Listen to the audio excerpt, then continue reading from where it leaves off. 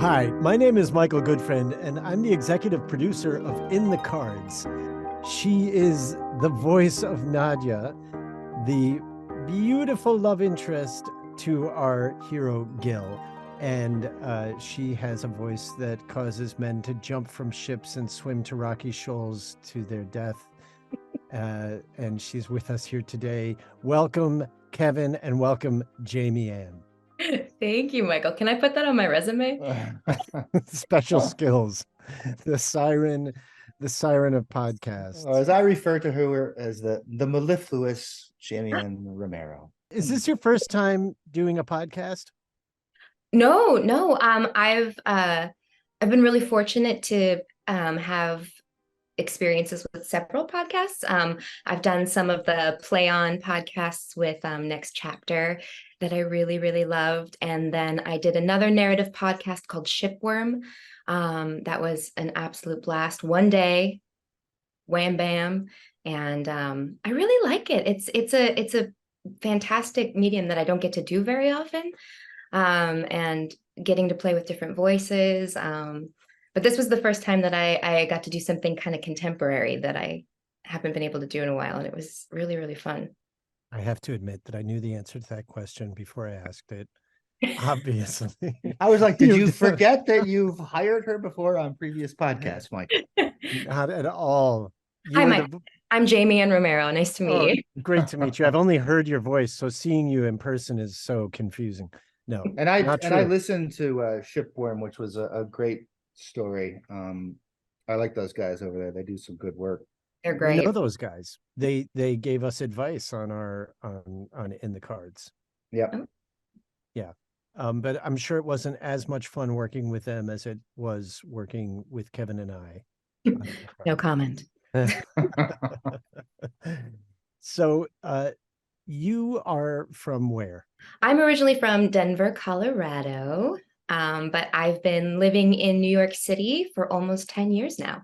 Just celebrated my 9-year anniversary. Oh. And during that time you took a little side sojourn, which is how we know each other, right? Yes. Michael and I met at the Oregon Shakespeare Festival in Ashland, Oregon.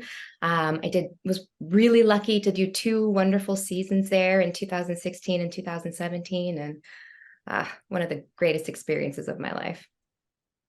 You were absolutely wonderful. I remember you in oh my God. Justin, edit. I remember you in nothing. Absolutely nothing. I remember you drunk in the corner of the bar after an opening night. What show was that again? I can't remember the name of the freaking play about Will Shakespeare. Shakespeare in Love. That's what it was. Shakespeare in Love. Yes, I remember you. So, you know what? Don't edit it. It's too good. We'll do it live. Yes, no, but you were in Shakespeare in Love. You were in The River Bride and many other productions. What do you think of doing this whole thing, recording in isolation and then hearing it months later? What's the experience like? It's equal parts fantastic and a little terrifying, because you don't know which take is going to be chosen, and I deal with a bit of self-doubt, and I'm like, oh, I hope I'm as good as everyone else. But when we did the play on podcasts, we recorded from home for some of them. And I was in my tiny closet over here and with no AC because it was in the middle of summer and we couldn't have it running and it was so hot. Room tone. So getting to record this at the studios was fantastic, to be able to, move and actually run when you have to run. Right. You were Hermia in Midsummer. And Cobweb. Oh, right. Let us not forget Cobweb. Do you remember your Cobweb voice? Cobweb was very congested. That's right. But very brave. You were in Coriolanus. I was, and Twelfth Night as well. Yes, you were Viola in Twelfth Night with Amy Brenneman in a beautiful, beautiful production. And all of those remote? I can't remember. Yes. Wow. No, So this, Twelfth Night was hybrid. oh, right. But this was the first time you were in studio all the time for every episode. Were you? And can I ask a question, Michael? No. Am I allowed? No, this is just between me and Jamie Ann. Stay away. Get out of here. I want to ask a question. So Okay. it's interesting because, I obviously have been living with the scripts for the story literally for years before you all got to it. And then we record it and then I'm living with it, 7 days a week, 24 hours a day, it seems. So for you, because we recorded this back in January. Today it's the very end of August. I mean, do you just forget about the project, or you're like wondering what's going on, or it's just I'm just curious about where people's headspaces are during that whole period. No, I haven't forgotten about the project at all. I'm really excited to listen to it. Yeah. And so I've been waiting with bated breath. Interesting. And the other thing that's that from TV and film is, when you're doing live theater, you have sort of some control over your performance and how you're going to be presenting yourself. And I mean, I just wonder what goes through your head, wondering how we're going to be putting it all together, and whether that expectation was fulfilled or different, and how you're hearing it as it comes out. Well, I mean, I have to say this process was really wonderful because you always invited us to have our first take just right out of the gate. You didn't give us really any direction, just let us play for the first round, which was really lovely to kind of get it in our bones and show you what we had in mind for the scene. And then you would come in and craft little details and tones or beats that you wanted to hit. So that was a really wonderful experience. And then, you're in the booth and you're like, oh, I really liked take 2, but I think they'd like to take 4. I guess we'll just have to wait and see what they pick. But I've found listening to it, because I listened to it on my commute into work. And you can be a horrible self-critic when you're a creative. But I found myself completely getting lost in the story and just listening and getting enveloped because of the beautiful sound design and the editing and the story. So I haven't had much time to not like what I did because I'm having such a good time listening to it. Did you know Connor Ratliff before you started this project? I didn't know him personally, but I loved his podcast, Dead Eyes. It was one of the most inspiring and engaging and beautifully told stories I've listened to in podcast or even in person. He's got such a knack for storytelling. And his voice was such a part of my life for a long time because you listen to a podcast over the course of several months. And I loved it so much that I waited to listen to the last episode for a really, really long time because I just couldn't bear the fact that it was over. So I listened to the last episode and it was chef's kiss.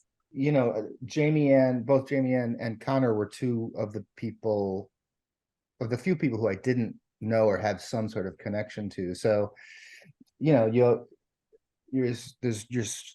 somewhat worried because this thing came together so quickly. When Connor hopped on board, and it was kind of like we went 0 to 80 in like a day or like a half of a day. And I was like, Michael, we don't know who's going to play Nadya. I mean, this is the most, it is such an important element of this thing. It's kind of, and he's like, okay. I said, it's got to be a real actor, someone who's a really great actress and is honest. And I like sort of family, like that's why we know so many people. I said, get somebody from the Next Chapter podcast family who you've worked with before and is going to play ball. And, so I just feel blessed with the way it came together, and it was magical in the studio. It really, really was. I mean, I was really broken up a lot listening to the two of you. I mean, I was like fighting tears. It was so beautiful. And some of those scenes are they're just so moving. And it came through, I would close my eyes and listen when we would, so I'm not looking at a booth or so forth. And when I am listening to everybody do their scenes, I know how it's going to play out with the sound effects and with the music. So in my head, it's almost, when you guys were recording, I could see the finished product. And it was just, so many things were so funny, but then also so many things were just so beautiful. And I thought you and Connor just had a great chemistry together, and it really shows. It shines right through. Oh my gosh, thank you so much. Yeah, it was palpable. It was really fun to record in those moments, when things really settled, really sang in the studio. And for those listening, you don't get to see each other and like act with each other. So like Connor and I weren't in the same room. We were in separate rooms on microphones. And it kind of, because we could hear each other in the headphones, it kind of reminded me of like being in 8th grade and talking to my crush on the phone. You know? That is a great description. But it was really great experience. What's your experience with the occult? Well, how do you think I got this job? I'm just kidding. No, I've had my tarot cards read before. I recently got my own tarot deck, and so it's been fun to play with reading the cards. But I love all things woo-woo. I read my horoscope and believe it sometimes. Damn right. What's your sign? I'm a Leo. What are the traits of a Leo? Well, we're always described as fiery and in the limelight and social, which I think is an aspect of me, but I think of myself more as an extroverted introvert, because I really like to be alone and in my pajamas on the couch. Well, it's a great trait for an actor to be an extrovert, right? Mm-hmm. Because the work is extroverted, but the performance is extroverted, but the preparation is very introverted, isn't it? Can be. It can be. Yeah. I definitely think there are aspects of that to the preparation for both, because if you do too much work on your own and on the inside, I don't think you're going to play well with others. So it is really important to have all the other folks there to help uplift all the performances, to play off of each other. That's what was so great about this cast, was getting to play off of everybody's choices and hearing different ways that they would read the lines and different takes. It's like it's alive and crackling and bubbling. And if you're so introverted and stuck in your choices, you're not going to play off of your fellow actors and director. You had these scenes with Lila Robbins, the great Lila Robbins. What a dream. She is just such a wonderfully warm and welcoming person. On our breaks in between takes, we would, sit in the lobby sometimes. And, this process was very quick, so we didn't really get to know each other super well. But I just adored her. And that warmth and that welcoming energy is echoed in her performance as Bella, and that fantastic accent. She's just the best. Is there a thing that spoke to you with the character of Nadya that you were like, I totally know this. I identify with this so strongly. What in her can you relate to? The fact that she was so resigned to her fate that she thought, I know how this is going to end. There's no point in trying to change anything. And then that shift into the hope and the determination that I have control over my destiny, that I dictate where my life goes. Of course, there's aspects of fortune and the universe and all that. But I think once you take your life by the reins, you really start to guide where it goes. And I think that's been true for me in my life, and being afraid to take risks, and then throwing caution to the wind and jumping in with both feet has been terrifying, but equally rewarding for me. And I think in part of your performance that really shines through is that you had that, you were playing all of those things, all of those notes so beautifully. It was like in one moment you were doing that thing where you resigned, and the other thing where you're like, oh, maybe I've got a chance here, and also just being strong, not being somebody who's going to be just carried along. And I like those moments, like when you would fight back with Gil and you'd fight against Bella when they were trying to, you're not just going to be a pushover about stuff. And I just really love that element of it. Thank you, Kevin. That's thanks to you. You directed us so beautifully in those moments. And I as a person tend to try and shy away from a fight. So it was really fun to get in there and fight for what Nadya needed. Yeah, I mean, you're the love interest, so sometimes it's easy just to sort of just play that two-dimensional side of that, and but to dig in a little bit is what makes it kind of real, and what I think is resonating with people, And I also love that about this podcast is that you welcomed humor, and it's really fun to be a female and be funny. Right. Yeah. Well, and the other thing that I wanted from the get-go is I told all of you guys, look, don't try and be funny, just play the situation. Of course. And it will be funny. And that's, not to be critical of other shows, but I think in the comedy realm that I've heard a lot of, it's, they try so hard to tell jokes and stuff in this podcast format, as opposed to just honestly playing scenes. And if people buy into the character's journey, the character's problem, when something incongruous happens, it'll naturally be funny. And I also was like, don't be afraid to not be funny, because a lot of this podcast gets serious, and that's okay too. How about failure? Should I talk, Michael? Yeah, Kevin, let's talk about failure. It started when I was into this conversation. Well, can you relate to us some of your experiences just feeling like the universe was against you, Jamie Ann? Jamie Ann, recount all of your failures. Yeah, let's hear. Well, tell us about the things you didn't book. Like, I didn't know, for real. I did on Facebook one time. I was like, I'm starting a whole thread on didn't book it. I didn't book that one. Yes. Tell us about the jobs you didn't book. Let's get out the list. Well, I mean, that's such a huge part of any life in the arts, is constant rejection.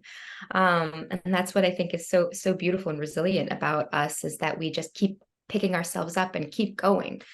And it only makes you stronger, and you can learn from every single situation. But failure and we have a interesting relationship. I remember someone asked a group, like, what's your biggest fear? And people were like, spiders, snakes. And I brought it down and I was like, failure. But it's not a thing to be afraid of. It's where you learn the most, I think. So I'm curious, like, growing up outside of Denver, I mean, I don't know a lot of actors who are coming from there. So, and it is such a, I came from a small sort of place as well. And you are setting yourself up for failure. I mean, if you tell us where, Kevin. Niagara Falls, New York, I grew up in. So small city.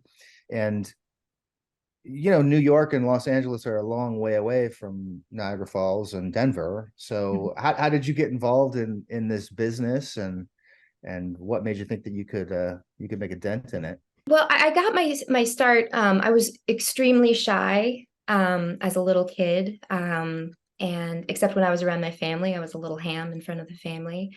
But in second grade, a teacher encouraged me to do the after school program and do the play. And I played the piece of bread to critical That's a good role. To Well, critical acclaim, you said? in a sandwich, it's a really important role. Yes.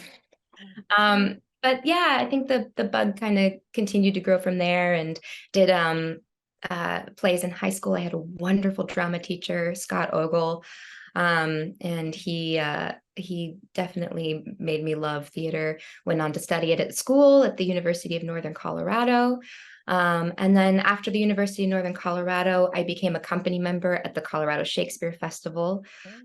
And then I worked in and around the Denver community for several years. And the Denver and Colorado theater community is unbelievable. Some of the most wonderful plays I've ever seen have come out of Colorado. And I feel very lucky and fortunate to be a part of that community. I still consider myself a part of that community. And then one day I was like, well, if I'm gonna try a coast, I've got to just pack my bags and go. And so one night I was like, I picked a date and I was like, I'm going to move to New York. And bought a one-way ticket and moved out here. And I had a lot of friends. I had a community here to land on, which was so wonderful and uplifting. And I credit any tiny bit of success I've had to them and my family. So yeah, that was my journey to New York City. And then now you've been in New York. You have been on Broadway. I have, as of You have made it. You made it. You did it. It's the podcast that gave her the strength to Yes. Yes. We were the get the wind show. beneath your wings. Tell us about that. Yes, you are on Broadway right now as we speak. Mhm. Not like right now. You're in your apartment, but I have to go there in a couple hours. yeah, all right, we'll cut it short. No, I'm very lucky to be understudying all of the women in a brilliant, hilarious new play called The Cottage, written by Sandy Rustin and directed by Jason Alexander. It's a phenomenal cast, a phenomenal story. It's so funny. If you want to come laugh, come visit us. Or buy the. You have gone on. I did. I went on the day after my birthday. Oh my God.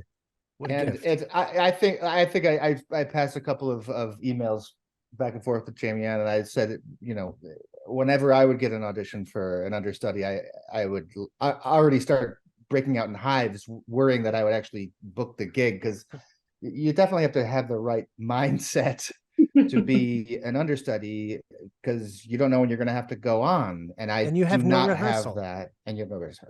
So I tell mean, us, you do have rehearsal, but it's so how much rehearsal did you have? And you're understudying in multiple parts, which is even bigger nightmare. Mhm. I'm actually getting anxious just thinking about it. So can you tell us the whole deal? How many parts, how much time you had prior to knowing you'd go on, and so forth? Well, I'm understudying the three women, and they're on stage pretty much the whole show, off and on. But I have three fellow understudies who are fantastic. And there's two women, two men, and we all cover all the characters. Oh, okay. And we were invited to be a part of the rehearsal process from day one. Oh, wow, that's great. Watch everything. We would, make a little makeshift set in the lobby and run the scenes. But we had one official understudy rehearsal, but I had rehearsed another character. And then I got the call, and then the next day I went to do a put-in rehearsal with the entire cast. No. They were so welcoming and wonderful, and really buoyed us up. And I just, on stage, you're terrified, but I looked in their eyes and they're like, we're here for you. Anything you need.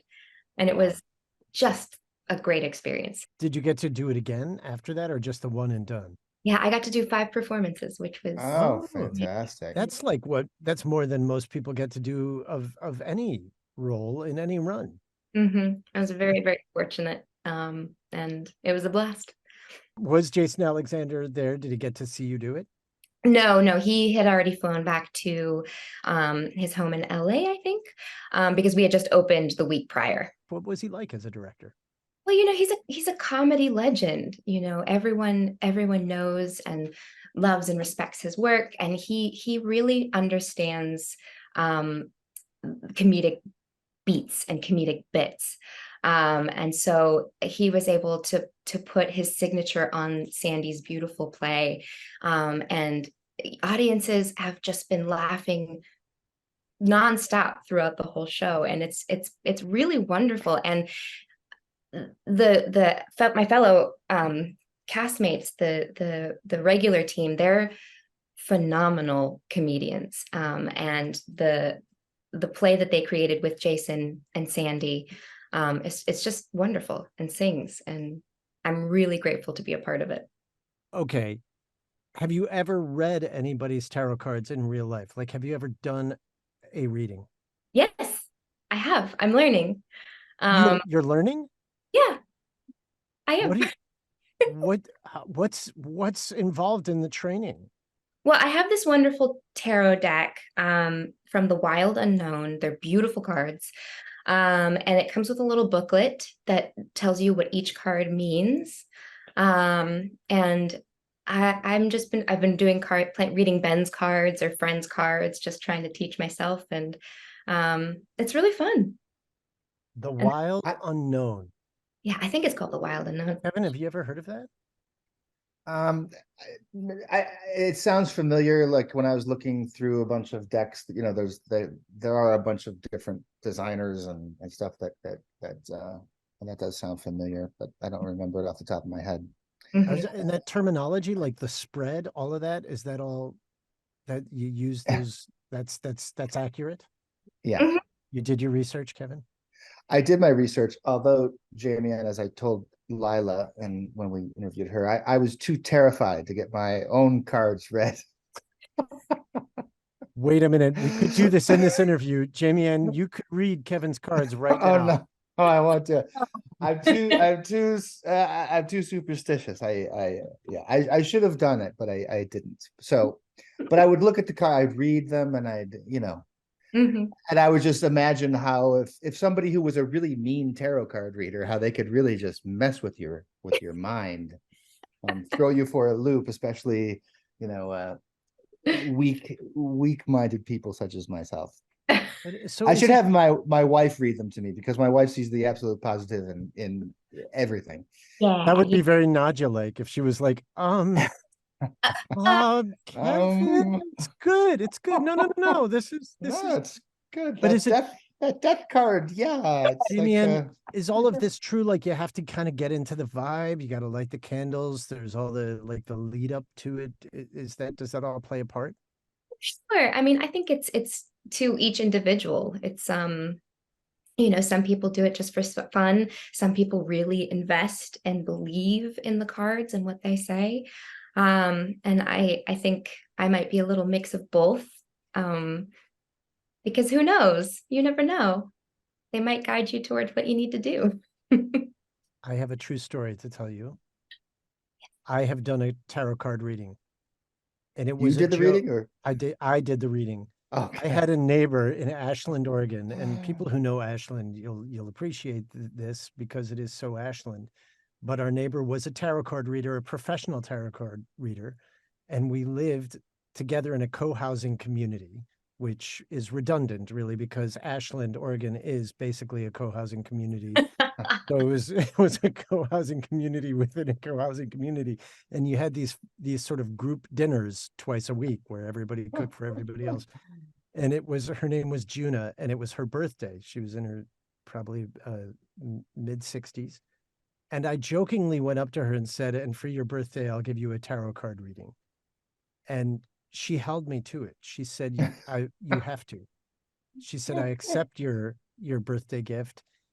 And we had to schedule the time and everything. And I went to her house and I did a reading. And what were you saying? Well, what I remember most about it is had me look at the cards and tell her and interpret them, what the pictures meant. Mm-hmm. And I remember distinctly, there's the image of a woman embarking on a path. And, I interpreted all these things. I said, I think this means that this person's at a passage and she's about to go on a huge journey and there's a big life change happening. And, but it's all good. And I think she finds somebody really important at the end of it. And I think she's going to stay where she gets. And then she told me that she was about to move to Bali with her boyfriend. And she did. Wow. And to this day, she says it was the best tarot reading she'd ever gotten. I love it. I think you have a new awesome. Yeah. So I am a psychic as well. That's one of Wow. my skills. And you stopped at one and done? One and done. I'm not doing that shit again. Never. Scared me. It scared me. Yeah. See, that's my problem. It scares the hell out of me. It's my Catholic upbringing. It's like, does it creep you out, Jamie Ann? Or do you clearly not? You do it. Well, I don't think there's anything to be scared of. Nothing's gonna happen. I would not want to go to a tarot card reader who said nothing's going to happen. Or maybe I would. Don't worry. Nothing's going to happen. Nothing's going to happen. Oh. Have you, okay, back to the life of Nadya and how it relates to the life of Jamie Ann. Have you ever been in a relationship with somebody who you really felt was just a total failure? A loser? No. No, I think as a partner, it's your job to uplift and encourage your fellow life traveler.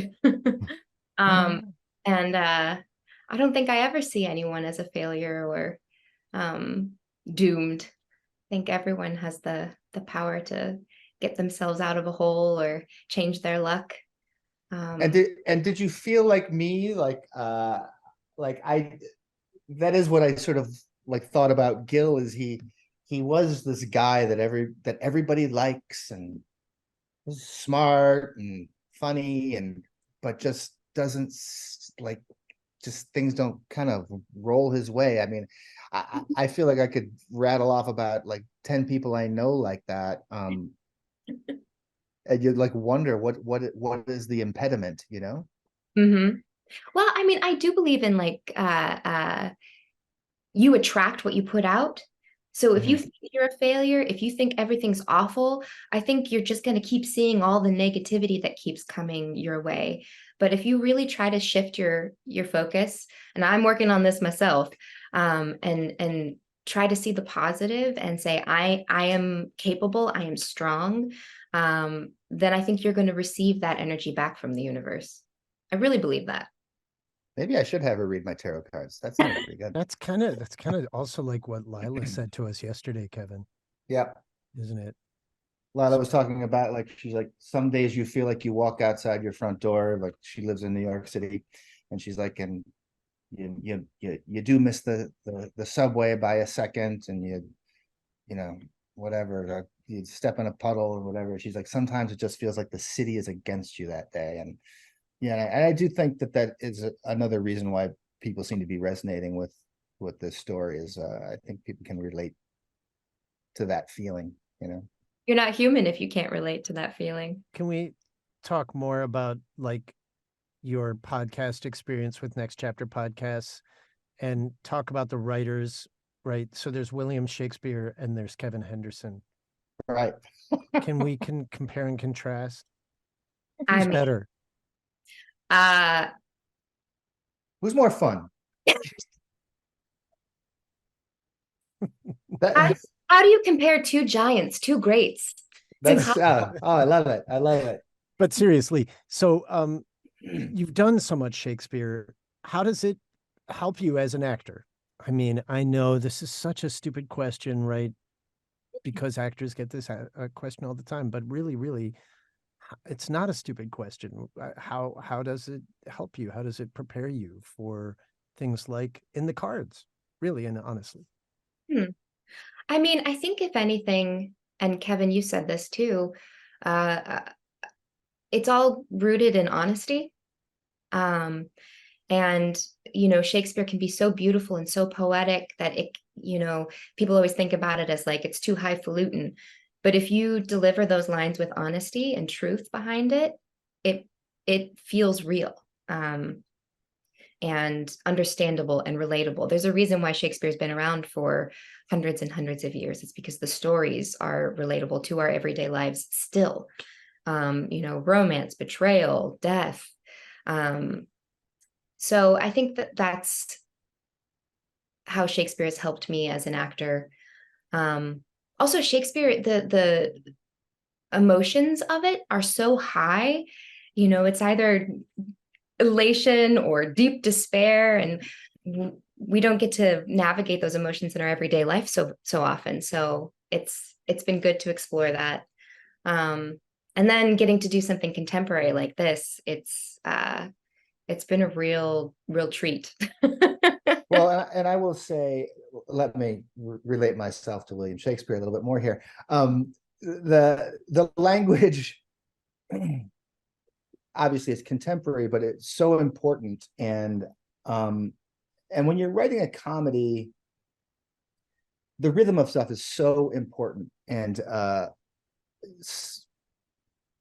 people's facility, our cast of In the Cars, our cast members' facility with language is really what makes this thing sing. I mean, even though it's very colloquial and there's been a real care in how each of those sentences and pieces of punctuation are put together, and everybody really respected that. A lot of times when people having been in the film and TV world, there's a lot of actors who tend to be in that a little bit more, feel a real freedom to just say whatever the hell they feel like, going off of the script. And if you're writing something with a rhythm, it can really screw things up. And this cast, I was so thankful, respected what was there on the page. And I think it just, they fell into that rhythm really wonderfully. And because when you're a trained actor doing stuff like Shakespeare, you understand how words are put together, how sentences are put together, and how to make it all work. And you guys all just did a great job at that. Well, I'm going to add to this in comparing you to William Shakespeare. Oh, thank you. No, but when we do the Shakespeare podcast for Play On, I hear these episodes over and over and over again, because we have the rehearsal, then we do the takes, and then we're in editing, which what that's like, Kevin. You're listening to everything like with a fine-tooth comb, and then you hear all the mixes, and then you have to proof the master and everything. And with Shakespeare, I'm always getting new things in these podcasts every time I hear them. Every time I hear Cobweb, for instance, I hear new brilliance. No, but really, you get something new out of it. And that I would never have thought that would happen with, no offense, but In the Cards, right? I mean, In the Cards, it's a rom-com kind of thing, but it's got so much depth and there's so much dimension to it. There's, so we've listened over and over again to episode 5, which finally got published, which has a whole like deep philosophical debate about modal realism. And it's funny. But every single time I've listened to it, I got more out of it. I literally learned from the debate. Mm-hmm. Kevin, you made learning fun. Which is why it's going to be an educational podcast. We can put educational as one of our hooks. Yes.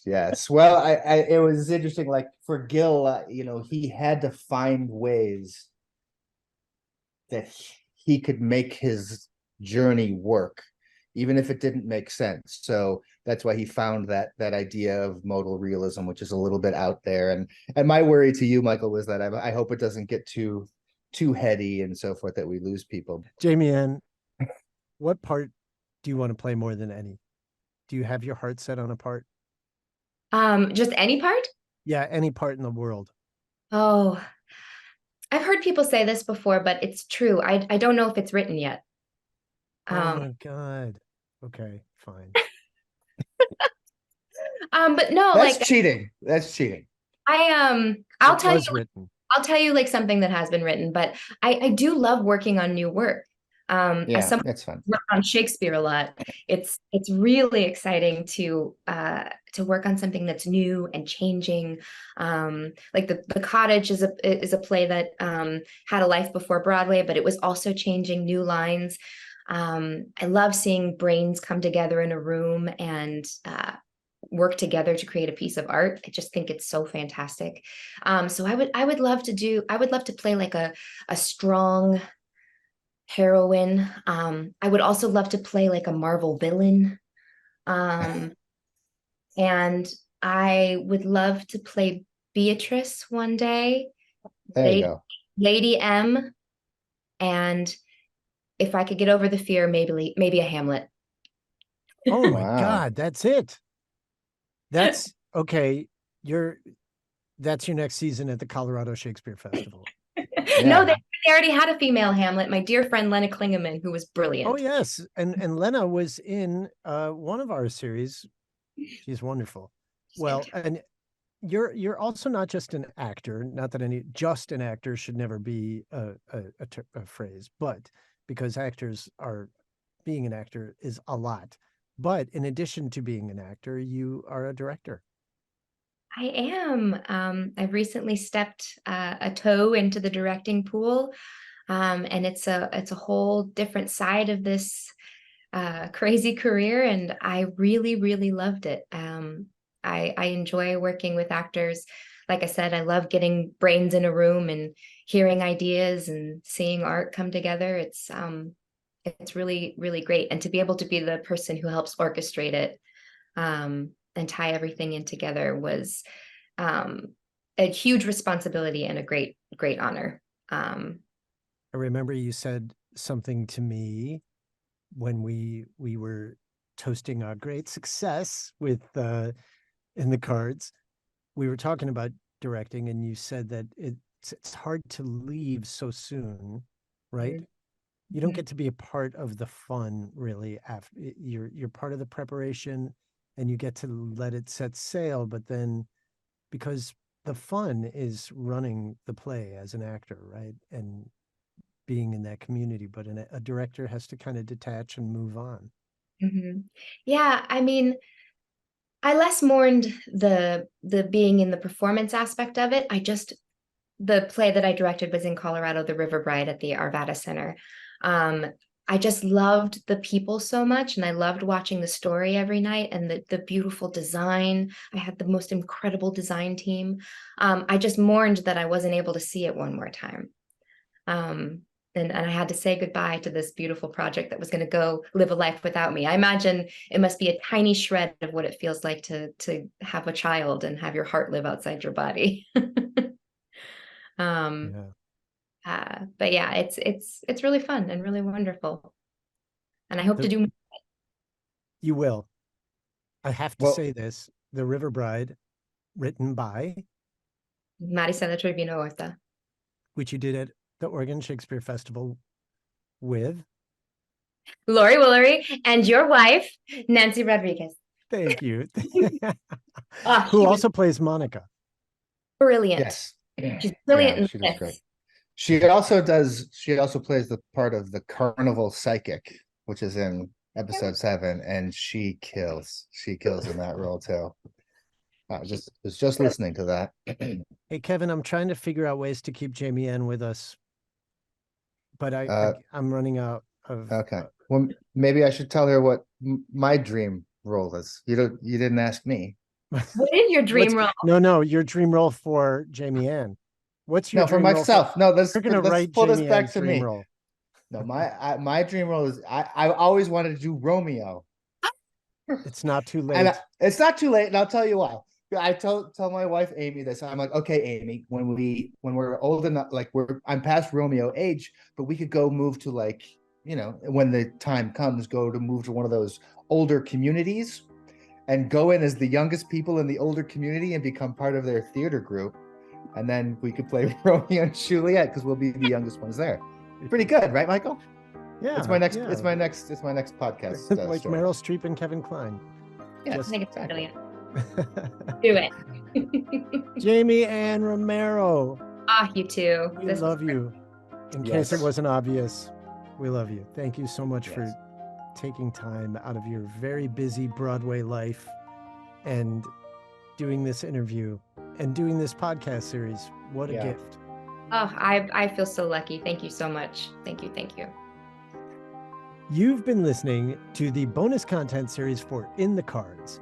You can learn more about In the Cards at Next Chapter Podcast website, ncpodcast.com. That's N as in next, C as in chapter, podcasts with an S at the end.com, where you can find other bonus content series and interviews, along with talk podcasts like The 500, The 10, Beef with Bridget Todd, and a whole lot more, not to mention the Play On podcast series. I'd like to thank Jeremiah Tittle, the founder of Next Chapter Podcasts, and my producer, Pete Musto. Our audio engineer, editor, and sound designer is the one and only Justin Cortez. Be sure to subscribe to Next Chapter Podcast for updates on all the latest content. And don't forget to rate and review our shows because it really, really helps. I'm Michael Goodfriend, and I look forward to sharing more incredible works with you, along with lots of enlightening bonus content at Next Chapter Podcast.